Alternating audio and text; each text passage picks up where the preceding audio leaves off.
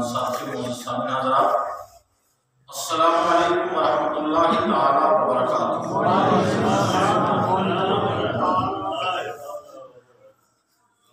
الحمد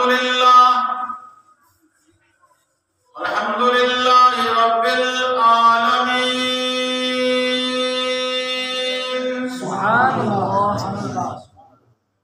والعاقبۃ للمتقین،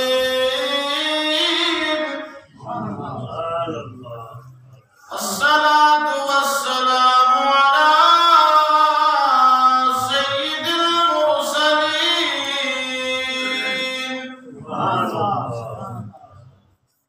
وعلى آله وصحبه أجمعين، أما بعد، أعوذ بالله من الشيطان الرجيم، بسم الله الرحمن الرحيم،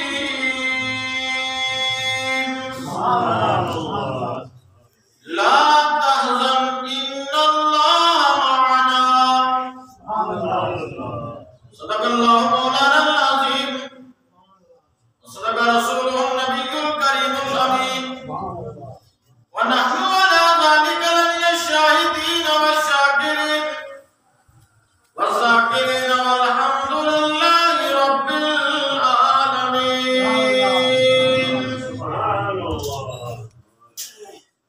معزز سامعین حضرات، اللہ رب العزت کا لاکھوں اربوں خربوں شکر اور احسان ہے، اس نے ہمیں اور آپ کو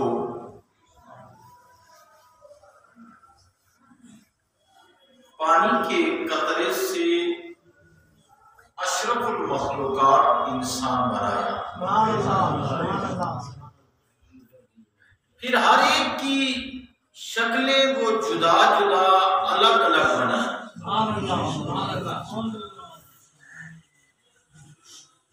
پوری انسانیت میں کسی کی بھی شکل جو ہے وہ دو کی ایک برابر نہیں ہو سکتی۔ یہ سب بنانے والا کون ہے؟ اللہ رب العزت کی ذات۔ اشرف المخلوقات انسان بنا کر اللہ نے تخلیق انسانیت پر فرمایا، لقد خلقنا الانسان فی احسن تقویم، کہ میں نے انسان کو احسن، یہ اس میں تفصیل کا صیغہ ہے، ایک ہوتا ہے حسین خوبصورت، احسن کا مطلب ہوتا ہے بہت ہی خوبصورت، ایک بیوٹی، ویری ویری بیوٹی، تو ایک ہوتا ہے حسین خوبصورت، ایک ہوتا ہے احسن۔ میں نے انسان کو احسن صورت میں پیدا فرمایا،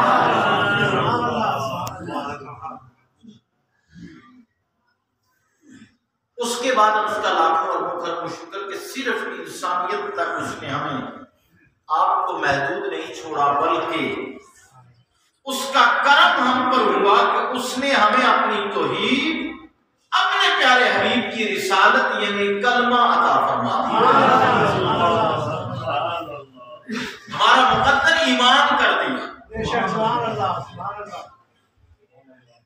ورنہ انسان تو ہم ہے، اس میں کوئی دو رائے نہیں کہ انسان کو اللہ نے اشرف المخلوقات بنایا، اس میں کوئی بھی ہو، کسی مذہب سے ہو، مخلوقات نے انسان کو احسن صورت میں بنا دیا، لیکن اس کا دل خوبصورت تب بنا جب اس کے اندر کلمہ توحید و رسالت کی،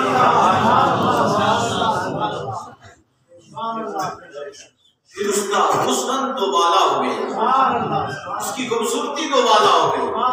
ایک تو ظاہری شکل و صورت تھی، وہ حسن تھی، پھر جب ایمان نصیب ہو گیا تو پھر باطنی خوبصورتی بھی آ گئی، کفر ختم ہو گیا، اندھیریاں ختم ہو گئی، نور ہی نور آ گیا۔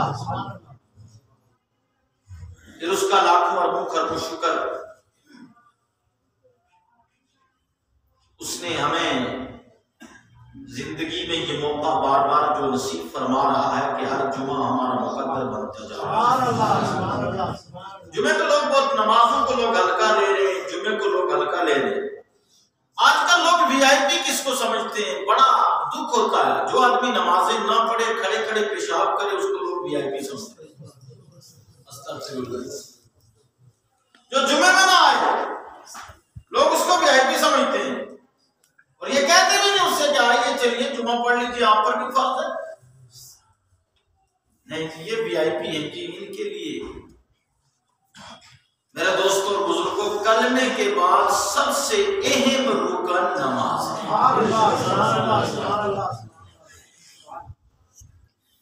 اور نماز کے بعد پھر روزہ ہے، روزے کے بعد پھر زکوٰۃ ہے، اور زکوٰۃ کے بعد 5ویں نمبر پر آ جاتا ہے 4 میں امیر غریب کی کوئی قید نہیں، 3 میں کلمے میں، نماز میں اور روزے میں. امیر غریب کوئی قید نہیں. نماز غریب پر بھی اتنی ہی فرض ہے جتنی امیر پر فرض ہے، اور امیر پر بھی اتنی فرض ہے جتنی غریب پر فرض ہے. اس میں بھی کوئی وہ نہیں. روزے کا بھی وہی مسئلہ ہے.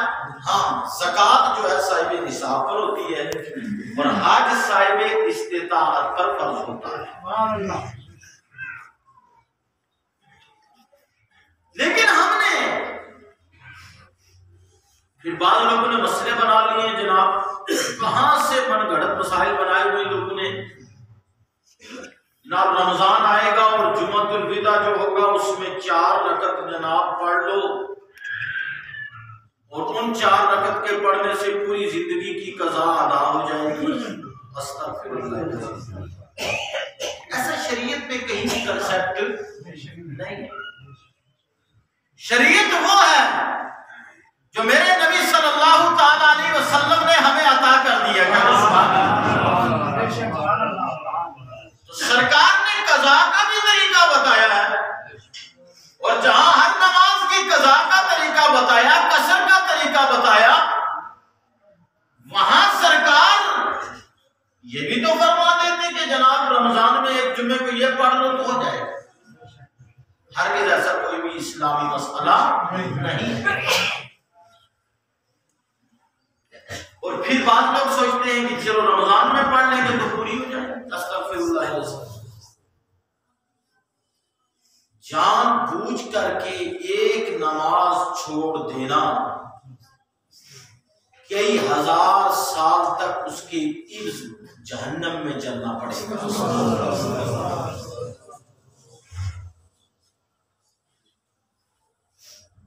اس وقت ہم لوگ کثرت سے شکار ہیں جو وہ بے عملی کی، بدعقیدگی تو چھائی ہوئی ہے، اس میں تو کوئی دو رائے نہیں. بدعقیدگی نے تو یہ سب بگاڑا کیا. اگر بدعقیدگی نہ ہوتی، لوگ اولیاء اللہ کے راستے پر چلتے رہتے، خدا کی عزت کی قسم نمازیں بھی نہیں چھوٹنی تھی اور پھر طریقہ صحیح اسلامی وہ بھی نہیں چھوٹنا تھا. اللہ والوں نے جھوپڑیوں میں بھی رہ کر کے سجدہ نہیں چھوڑا. ایسا میں تو ان کا پانی بھی تیل بن کر کے جلا کرتا تھا. خواجہ غریب نواز رضی اللہ تعالیٰ جب عبادت کیا کرتے تھے اپنے مریدوں کے ساتھ، ساتھیوں کے ساتھ، تو راجا نے پابندی لگا دی تیل نہیں دینا. اس تیل کی وجہ سے یہ رات میں دیا جلاتے ہیں اور روشنی ہوتی ہے، یہ اپنی عبادت کرتے ہیں اور اسی عبادت کے لیے پھر یہ ہمیں نچاتے ہیں. خواجہ غریب نواز رضی اللہ تعالیٰ کا ایک مرید جو ہے وہ گیا راجا کے پاس، کا تیل دی تھی، کا نہیں آرڈر ہو گیا. اس ڈیلر کے پاس گیا، کہا راجے کا آرڈر ہے، تیل نہیں دینا. مرید روتا روتا واپس آیا، دل چھوٹا تھا. نے کہا حضرت تیل تو نہیں ملا، اب کیا ہوگا؟ خواجہ غریب نواز نے فرمایا گھبرانے کی ضرورت نہیں، جتنے بھی دیے ہیں نا سب میں تیل کی جگہ پانی ڈال، تیل کی جگہ پانی ڈال دو. کسی مرید نے یہ چونچرانی کیا کہ حضرت آپ کیا کہہ رہے ہیں، پانی بھی کبھی جلتا ہے؟ آج کا ہوتا نا فلسفیاں مانتا. اس بزرگ کو کیا ہو گیا ہے؟ پیر صاحب کو کیا ہو گیا ہے، فلاں صاحب کو کیا ہو گیا ہے، ہم پڑھے لکھے لوگ ہیں، سائنس کا دور ہے، پانی بھی کبھی دیے کا کام کرتا ہے؟ وہ لوگ جانتے تھے ویسے تو پانی کا کام جلنا نہیں ہے، جلنے والی چیز کو بجھانا ہے، لیکن اللہ والا اگر اشارہ کر دے تو اس کی نظر سے یہی پانی جلنے کا کام بھی کر سکتا ہے۔ وہی چوچرانے کی مرید نے ڈال دیا پانی، رات میں روشنی اس سے بھی زیادہ بڑی ہوگی۔ کہہ دو سبحان اللہ۔ راجے نے پوچھا کیا مسئلہ ہے، تیل تم لوگوں نے دیا؟ کہا تیل نہیں دیا۔ کیا ہوا؟ اپنا قاصد بھیجا، پوچھ کیا تیل کہاں سے پایا؟ راجا غریب نواز مسکرائے، کہا اپنے راجا سے کہو تمہارے پاس دنیاوی حکومت ہے، آئی سمجھ نہیں، یہ اللہ والے لوگ ہیں، یہ پانی پر نظر مارتے، خالی پانی بھی جل کر کے وہ دیے کی شکل اختیار کر سکتا۔ میرا یہ چیپٹر نہیں تھا، ایک بات کرتے کرتے چل گئی کہ ہم بے عملی کا بہت شکار ہو چکے ہیں اور کہلواتے ہم مسلمان ہیں۔ دعویٰ ہمارا یہ ہے، علامہ اقبال کا شعر مجھے یاد آ جاتا ہے نا، حجرے سے اٹھ کر کے تو مسجد نہیں آ سکتا اقبال، سوچتا ہے کہ قبر سے اٹھ کر کے جنت میں چلا جاؤں گا۔ جیسے کہ دادا وراثت ہے، باپ دادا گیا تو باپ کے نام چڑھی زمین، باپ گیا تو بیٹے کے نام چڑھی زمین، بیٹا گیا اس کے آگے نسلوں کے در، جیسے کہ یہ وراثتی سسٹم میں چلتا رہے گا، انتقال پٹواری کرتا رہے گا۔ وہ نہیں ہے، یہاں اعمال درکار ہیں۔ قرآن نے بھی فرمایا کہ جو ایمان لایا وعمل الصالحات اور اچھے اعمال کیے وہ جنت میں داخل ہوں گے، ہم فیہا خالدون، اس میں وہ ہمیشہ جو رہیں گے۔ ہمارے اندر یہ حیائی بہت ہو چکی ہے، بدعقیدگی ہو چکی ہے، ہمارے اندر جناب والا اولیاء اللہ سے محبت جو عقیدت ہوتی تھی وہ ختم ہو چکی ہے، ہمارے اندر تکبر انانیت غرور بہت آ چکا ہے، ہمارے اندر محبت نہیں رہی، کھوکھلے دعوے رہ چکے، کھوکھلے نعرے رہ چکے، ہم محبت رسول کا دعویٰ کرتے ہیں وہ بھی کامل طریقے سے ہم جناب والا نہیں کر پا رہے، صحابہ کی محبت کا دعویٰ کر رہے ہیں، اہل بیت اطہار کی محبت کا دعویٰ کر رہے ہیں، اولیاء اللہ کی محبت کا دعویٰ کر رہے ہیں۔ خدا کی عزت کی قسم کھا کے کہتا ہوں دعویٰ کرنے والے بھی نعرے لگانے والے بھی سب کھوکھلے نظر آ رہے ہیں۔ اگر سچے طریقے سے محبت ہو جائے نا تو اللہ والا ایک بھی زمانے کا رخ بدل دیا کرتا ہے، زمانے کی ہوا بدل دیا کرتا ہے۔ درود پاک پڑھنا میں بات کروں، مسجد کے لیے قاری صاحب آئیں گے، مدرسے کے لیے مولانا صاحب آئیں گے، جم کر تعاون بھی کریں گے۔ صلی اللہ علیکہ یا رسول اللہ،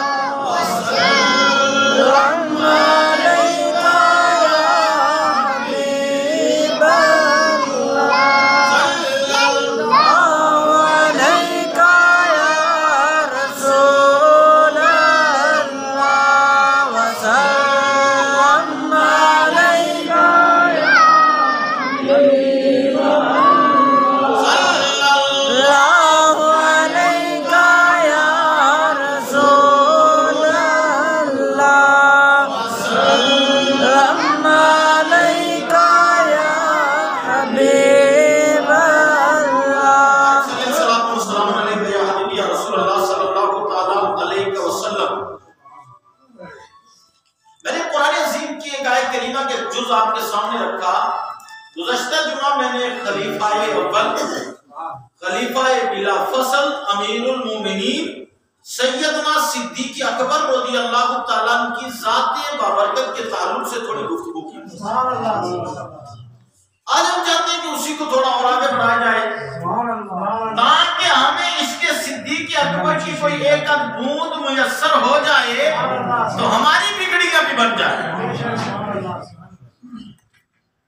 حضور صلی اللہ تعالیٰ علیہ وسلم غار کے اندر ہے،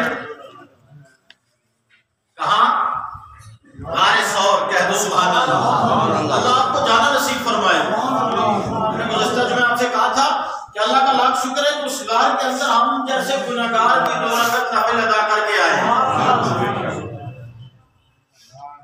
چڑھائی کافی ہے لیکن بندہ جب چڑھنے لگے نا، یہاں کی چڑھائی میں تنگ ہوتا ہے، وہاں کی چڑھائی میں تنگی محسوس نہیں ہوتی، کیونکہ وہ راستہ جو ہے نا وہ سنت رسول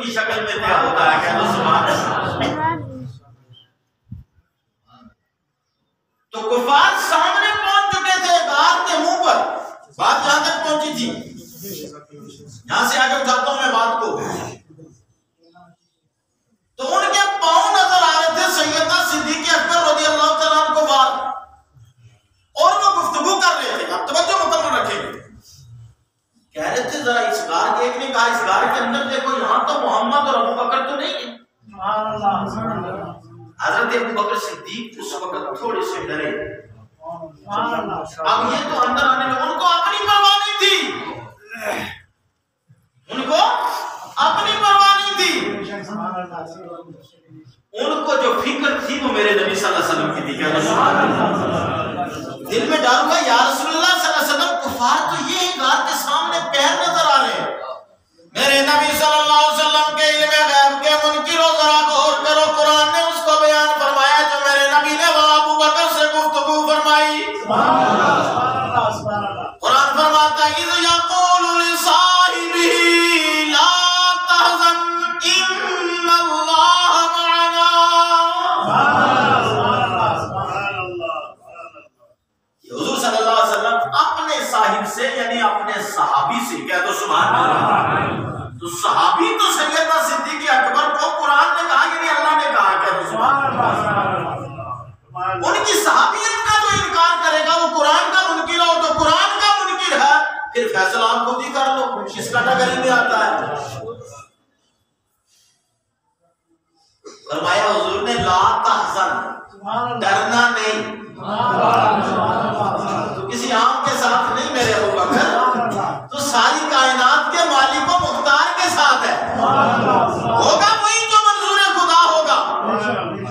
لا تحزن، ڈرنا نہیں، ان اللہ معنا، اللہ ہم دونوں کے ساتھ ہے. اللہ ہم دونوں کے ساتھ ہے. وہ مکڑی نے جالا بن دیا، وہ سلسلہ بن گیا، ٹینیاں اندر چلی گئی، غار کا منہ بند ہو گیا. دیکھنے گیا ایک بندہ بڑا شاطر تھا، انعام بھی رکھا ہوا تھا کفار نے. کہنے لگے اس کے اندر ہو سکتا ہے. دوسرے نے کہا پاگل تو نہیں ہو گیا، دماغ کا علاج کرا. عربی لوگ اتنے بے وقوف نہیں ہوتے، تجھے کیا ہوگا دیکھ، اگر یہاں سے اندر گئے ہوتے تو یہ مکڑی کا جالا نہ ٹوٹتا، یہاں سے اثرات اندر جانے کے نمودار نہ ہوتے. کہا بات تو صحیح کہہ رہا، واپس ہو گئے. کیونکہ انداز حسینوں کو سکھایا نہیں جاتا اور گستاخ کو محبوب دکھایا نہیں جاتا. ارے یہ تو غار کے اندر تھے نا جب میرے نبی صلی اللہ علیہ وسلم نے تبلیغ کی، تو آپ توجہ کیجئے. فرمایا پوری قوم کو جمع کیا جبل قبیس پہ جو خانہ کعبہ کے بالکل پیچھے ہے. سرکار نے پہلی تبلیغ اعلان نبوت کے بعد اس پہاڑ پر کھڑے ہو کر بلایا یا معشر القریش، اے میری قوم آ جاؤ، قولوا لا الہ الا اللہ انی تفلح رسول اللہ.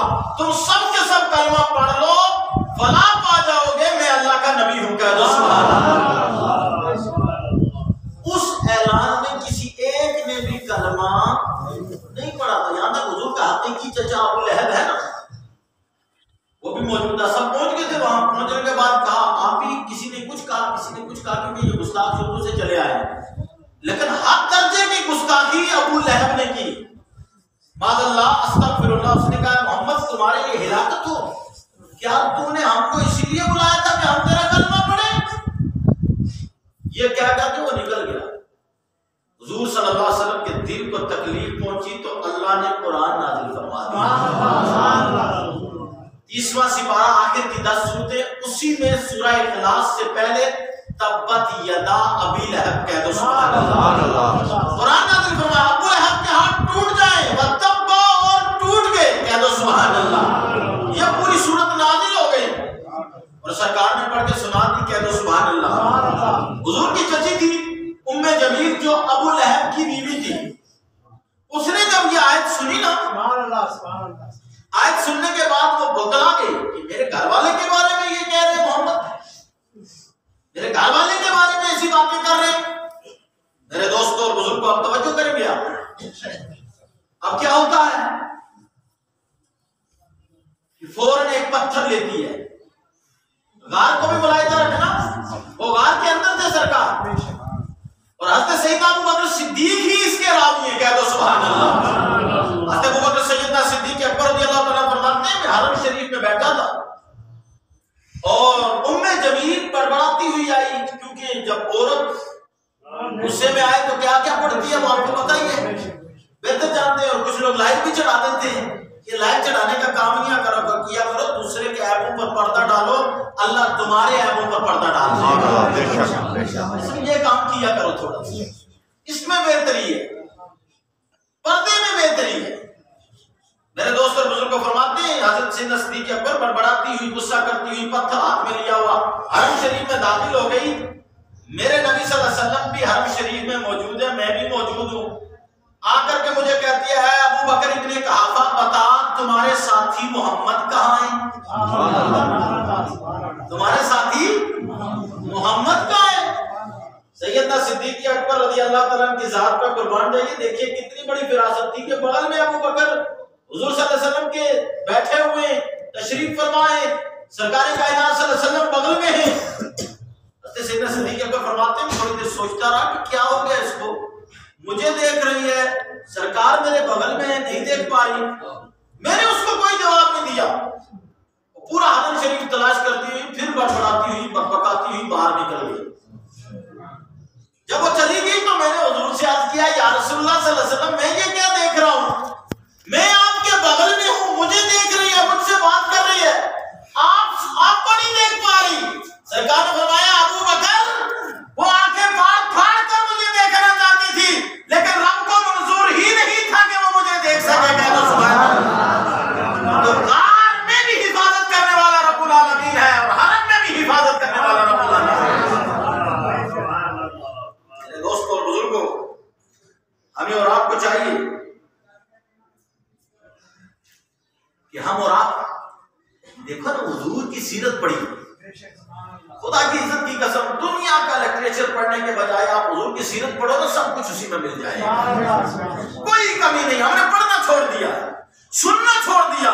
ہم گوارا نہیں کرتے ہیں کہ ہم جناب والا کسی سے دو چار حدیث کی باتیں, دو چار مسئلے سن لیں, صرف کھوکھلے دعوے ہیں. محبت اگر ہے تو سرکار کی ذات کا مطالعہ کیجیے, آپ کو ہر ایک پہلو سرکار کا نظر آئے گا. تو سیدنا صدیق اکبر رضی اللہ تعالیٰ بھی غار میں, سرکار بھی غار میں, کفار کو مار پڑی, اللہ کی طرف سے واپس ہو گئے, ہجرت کر کے مدینہ آئے. مدینہ میں مال نچھاور کیا, مسجد نبوی جو بنی وہ سیدنا صدیق اکبر کے مال کی ہے. جو بھی مسجد نبوی ہے, کتنی پوری مسجد نبوی میں گھوم پاتے ہیں یہاں سے جو عمرے پہ جاتے ہیں, پتہ ہی نہیں چلتا بیچاروں کو کدھر جانا ہے, کدھر جانا ہے, کون سا باب ہے, کیا ہے,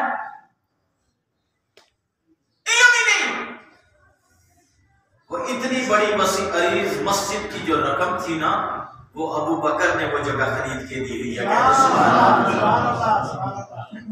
کون سیدنا صدیق اکبر رضی اللہ تعالیٰ عنہ جن کو خدا نے زندگی میں بھی حضور سے جدا نہیں کیا, اور حضور نے بھی ان کو جدا نہیں کیا, اور بعد وصال آج بھی سیدنا صدیق اکبر مزار میں داہنی طرف ہے. آج جس کو حضور کو سلام کرنا ہے وہ ابو بکر کو بھی سلام کرے گا, عمر فاروق اعظم کو بھی سلام کرے گا. اور میں نے گزشتہ جمعہ ایک روایت سنائی تھی کہ حضرت مولا علی اور حضرت سیدنا صدیق اکبر دونوں بیٹھے ہیں. سیدنا صدیق اکبر رضی اللہ تعالیٰ نے حضرت مولا علی کو دیکھا, دیکھ کر مسکرائے. حضرت علی نے پوچھا آپ کیوں مسکرا رہے ہیں؟ فرمایا اللہ کے رسول صلی اللہ علیہ وسلم نے ارشاد فرمایا ہے کہ جنت میں وہی جائے گا جس کو علی پرمیشن دے گا. کہہ دو سبحان اللہ. سیدنا صدیق اکبر رضی اللہ تعالیٰ نے جب یہ فرمایا تو حضرت مولا علی مسکرائے. حضرت ابوبکر صدیق نے پوچھا ہے مولا علی آپ کیوں مسکرا رہے ہیں؟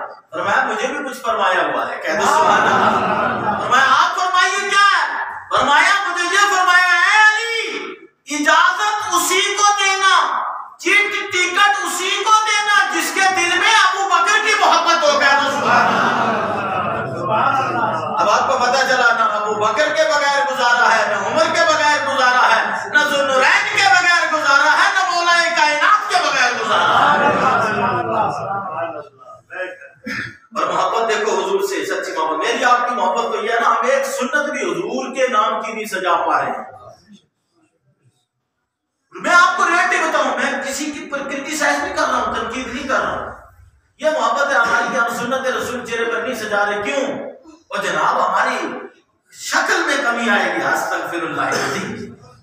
اللہ فرمانا میں نے تمہیں احسن صورت میں پیدا کیا, مرد کی پہچان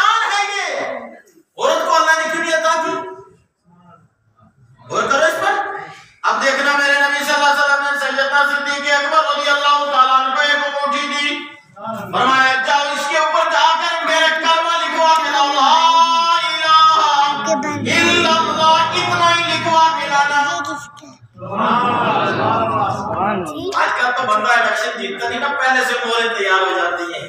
اور موروں نے آپ کو ڈر گئے ہیں. وہ بندہ وارڈ کا ممبر نہیں بنا تو اور پہلے سے تیار ہوگی. پتہ ہی نہیں جیتنے کا ہارنے کا. جو پوری دنیا کا مالک و مختار ہے وہ اپنی انگوٹھی پہ مہر اپنے نام کی نہیں لگوا رہا، وہ انگوٹھی پر مہر لا الہ الا اللہ کی لگوا رہا ہے. کہنا سبحان اللہ. حضور نے فرمایا میرے ابو بکر جاؤ کلمہ لکھواؤ، اتنا لکھوانا لا الہ الا اللہ. کیا لکھوانا؟ لا الہ الا اللہ.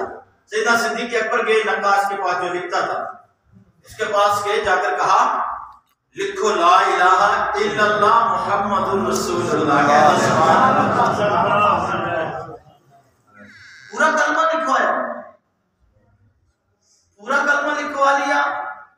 واپس آئے تو حضور کی بارگاہ تک پہنچتے پہنچتے لا الہ الا اللہ محمد رسول اللہ بھی لکھا تھا اور سیدنا صدیق اکبر کا نام بھی لکھا ہوا تھا.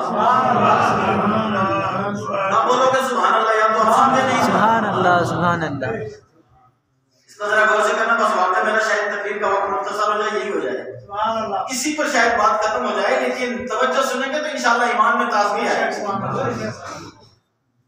جب حضور صلی اللہ علیہ وسلم کی بارگاہ میں پہنچے تو سرکار نے دیکھا کہ اس کے اوپر لا الہ الا اللہ بھی لکھا ہے، محمد رسول اللہ بھی لکھا ہے اور سیدنا صدیق اکبر کا نام بھی لکھا ہے. میرے نبی نے فرمایا میرے ابو بکر، یا رسول اللہ جی ہاں فدا کا امی بابی میرے ماں باپ آپ پر قربان ہو جائے، حکم کیجیے. فرمایا یا میرے ابو بکر میں نے کہا تھا لا الہ الا اللہ لکھوانا، تم نے میرا نام بھی لکھوایا ہے اور اپنا بھی. فرمایا اللہ کے رسول صلی اللہ تعالی علیہ وسلم میرے دل نے یہ گوارا نہیں کیا جب کلمے میں آپ کے نام کو اللہ نے جدا نہیں کیا. جب تک کلمہ انسان آدھا پڑھتا رہے مومن ہو نہیں سکتا، مسلمان ہو نہیں سکتا. رب کی وحدانیت کے ساتھ آپ کی رسالت ضروری ہے. میرے دل نے مانا نہیں، دل نے گوارا نہیں کیا کہ لا الہ الا اللہ لکھواؤں محمد رسول اللہ نہ لکھواؤں. یا رسول اللہ یہ پورا کلمہ تو میں نے لکھوایا تھا لیکن اپنا نام میں نے نہیں لکھوایا.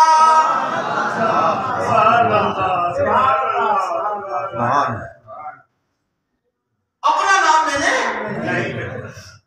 تو اب حضور کو حق تھا نا پوچھنے کا کہ جب تو نے اتنا تو قبول کر لیا لا الہ الا اللہ کے بعد محمد رسول اللہ تو نے لکھوایا، یہ جو تیرا نام ہے یہ کس نے لکھوایا؟ پھر جب لکھوانے کے لیے بندہ تو ہی بھیجا گیا ہے. اللہ کو یہ اتنی محبت رسول پسند آئی نا. کس کی؟ سیدنا صدیق اکبر رضی اللہ تعالیٰ عنہ. سب بولو رضی اللہ تعالیٰ. اتنی محبت پسند آئی. فوراً جبرائیل حاضر ہو گئے، کہا یا رسول اللہ صلی اللہ علیہ وسلم اللہ نے آپ کو سلام کہا ہے. کہہ دو سبحان اللہ.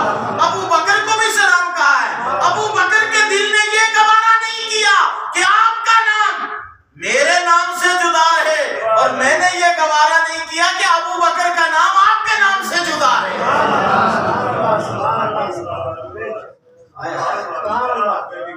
گویا کہ وہ ابو بکر کس نے نام سیدنا صدیق اکبر کا کس نے لکھوایا؟ اللہ کی طرف سے لکھ لیا. کہہ دو سبحان اللہ. میرے دوستو جب عشق سکھاتا ہے آداب خدا گاہی تو کھلتے ہیں غلام پر اسرار شہنشاہی. تارا و سکندر سے وہ مرد فقیر اولا اور جس کی فقیری میں وہ ہے اسد اللہ. حضرت مولا علی رضی اللہ تعالیٰ نے پوچھ لیا کہ اے سیدنا صدیق اکبر آپ کو یہ مقام اتنا بلند کیسے ملا؟ فرمایا 5 باتوں سے مجھے ملا. کتنی باتوں سے بولیے؟ یہ ذہن میں رکھ لے جانا. عمل کی تو اللہ ماشاءاللہ میں توقع کروں، لیکن چلو سن لو، جب تک سنیں گے سننے کا بھی تو ثواب ہی ہے، لیکن عمل کی تو اللہ ماشاءاللہ. بات صاف کرتا ہوں تو فرمایا 5 باتیں. فرمائیے کون سی 5؟ فرمایا میرے پاس 2 طرح کے لوگ آئے، ایک دنیا دار اور ایک دیندار.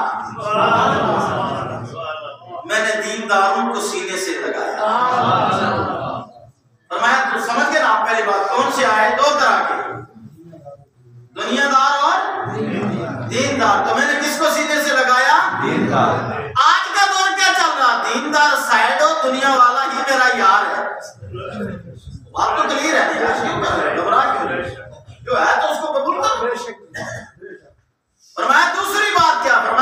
کلمہ پڑھا ہے نا پیٹ بھر کے کبھی کھانا نہیں کھایا ہے. فرمایا تیسری چیز کیا ہے؟ فرمایا تیسری چیز یہ ہے جب سے کلمہ پڑھا ہے میں نے سیراب ہو کر کبھی پانی نہیں پیا بلکہ میرا رب مجھے خود سیراب فرما دیتا ہے. فرمایا چوتھی چیز کیا ہے؟ فرمایا میرے پاس دو کام آئے, ایک دنیاوی کام جس کا دنیا میں ہی سلسلہ چلتا ہے, ایک اخروی کام. تو میں نے دنیاوی کام کو ترک کر کے اخروی کام کو قبول کیا. فرمایا پانچویں چیز کیا ہے؟ تو پانچویں چیز کے لیے وہ فرما رہے ہیں حضرت سیدنا صدیق اکبر رضی اللہ تعالیٰ عنہ کہ میں حضور صلی اللہ علیہ وسلم کی ہمیشہ صحبت کا طالب رہا اور ہمیشہ صحبت میں بیٹھتا رہا. سرکار کی وہ صحبت مجھے کامل نصیب ہوئی, اللہ نے اسے قبول بھی فرمایا. پانچ چیزوں کی وجہ سے اللہ نے مجھے بلندیاں عطا فرمائی. میرے دوستو 2-3 منٹ بچے ہیں, آپ ایک حدیث اور سن. سیدنا صدیق اکبر رضی اللہ تعالیٰ عنہ کی فضیلت کے تعلق سے حضرت عائشہ صدیقہ رضی اللہ تعالیٰ عنہ ایک دن بیٹھی تھی سرکار کے پاس, شام رونما تھا, ستارے جھلملا رہے تھے. کیا آسمان کی طرف دیکھا تو حضرت عائشہ صدیقہ نے محسوس کیا کہ آسمان میں بہت ستارے ہیں, اتنی نیکیاں کوئی کیسے کر سکتا ہے؟ پوچھ مارا, کہا یا رسول اللہ صلی اللہ علیہ وسلم یہ آسمان کے تارے جتنے کیا اس کی اتنی نیکیاں ہیں کسی کی؟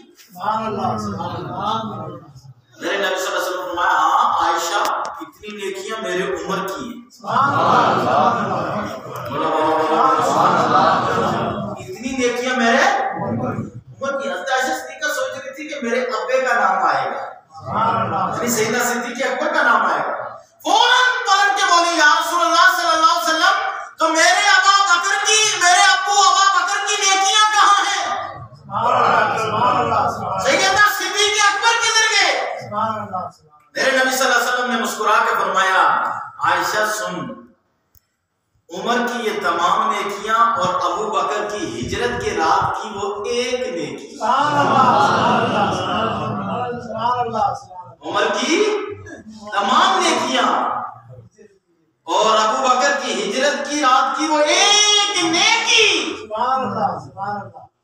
آسے آسے عمر گزاری تے چھلے خار ہزارا مالی واگنی ویکھن دیندا تے آئیاں جدوں بہارا. وہ ایک نیکی کون سی؟ ہجرت کے رات والی. کہہ دو سبحان اللہ. اس لیے مسلمانوں حضور سے ٹوٹ کے محبت کرو, حضور کے صحابہ سے ٹوٹ کے محبت کرو, حضور کی اولاد اہل بیت سے ٹوٹ کے محبت کرو, اولیاء کرام سے ٹوٹ کے محبت کرو. دیکھو ایک ہی بات بتا دوں, اللہ کے ساتھ کسی کو شریک نہیں کرنا. اللہ کے ساتھ کوئی شریک نہیں, وہ وحدہ لا شریک ہے. اور اس کے بعد کیونکہ وہ وحدہ لا شریک ہے, مسلمان کا ایمان سنی صحیح العقیدہ میں یہی عقیدہ ہے, اللہ وحدہ لا شریک ہے. اور اس کے بعد حضور کی ذات میں بعد از خدا بزرگ تو ان کی سا مختصر ہے. ٹھیک ہے, پھر محبت میں یہ نہیں پوچھنا کہ کتنی کرنی ہے, اتنی اتنی کچھ نہیں ہے. محبت میں ایک ہی چیز ہے کہ میں مصطفیٰ کی محبت کا مست ہوں. یہ وہ نشہ نہیں کہ جسے ترشی اتار دے. آخر دعوانا الحمدللہ رب العالمین. کوئی سائلہ ہے کسی کی سانگلہ کے رہنے والی ہے, اس کی بچی کا آپریشن ہے, کوئی نکلتے وہ مسجد کے باہر رہیں خود بھی اور مسجد کے گیٹ پر رہیں گی, آپ ان کا تعاون کرتے ہوئے جائیں گے. آخر دعوانا الحمدللہ رب العالمین. السلام علیکم.